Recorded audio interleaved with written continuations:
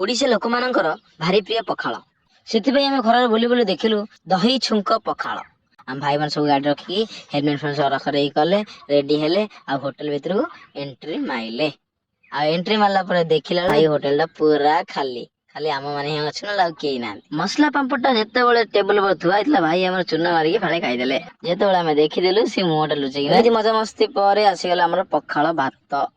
पखाल भात सब आम भाई खाऊँ देखो कौ भाया सब सब आइटम थुआ पखाल भात देखी पारे आप शाग भजा तापर बड़ी चूरा छुई आलू भजा तापर खाइबा स्टार्ट करू करू भाई को आमर दोई लागिला। आ भाई दोई जावाई बहुत इच्छा कले किंतु आम ये बस खाइलु।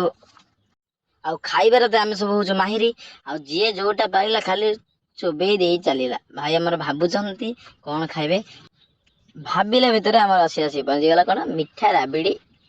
तापर गोटे गोटे जी जार धरले आ देखि पारे केमती खोला होउची।